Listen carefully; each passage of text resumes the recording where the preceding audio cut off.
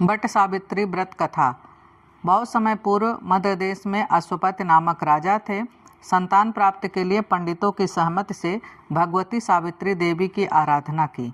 पूजा से उनके यहाँ एक पुत्री का जन्म हुआ। उन्होंने उनका नाम सावित्री रखा। सावित्री सर्वगुण संपन्न थी।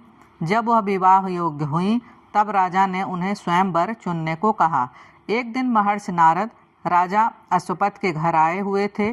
तभी सावित्री वर चुनकर लौटी थीं। उन्होंने आदर पूर्वक प्रणाम किया। नारद जी से पूछने पर सावित्री ने बताया, राजा द्वैतसेन के आज्ञाकारी पुत्र सत्यवान को अपना पति बनाने का निर्णय लिया है।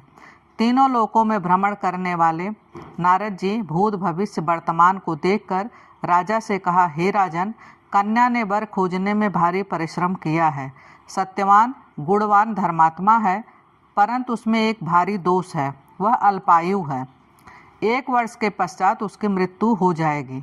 नारद जी के कहने पर राजा ने चिंतित होकर पुत्री से दूसरे वर खोजने की सलाह दी। पर सावित्री ने कहा, दृढ़ निश्चय लेकर कि जिसको मैंने दिल में मान लिया है वही मेरा पति होगा। ऐसा सुनने के बाद राजा ने अपनी पुत्री का विवाह सत्यवान से करा दिया।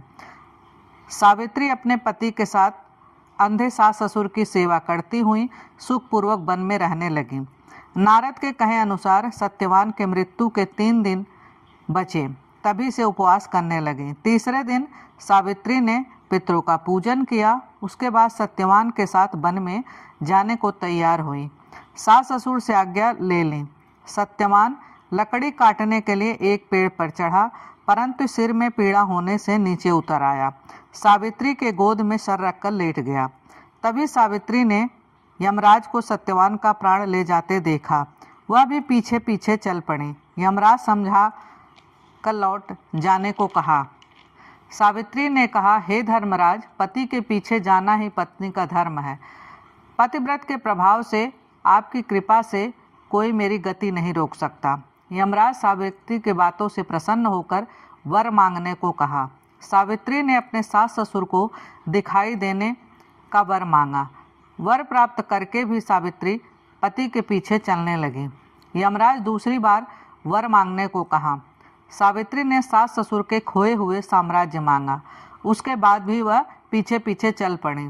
उससे अंतिम वर सावित्री से मांगने को कहा। यमराज ने सावित्री ने कहा, सत्यवान से 100 पुत्र प्राप्त करने का वरदान मांगा। सावित्री की युक्तिपूर्ण वचनों के बंधन में बंधे यमराज ने सत्यवान के प्राण को मुक्त कर दिया। सावित्री को वर देकर यमराज अंतर्ध्यान हो गए।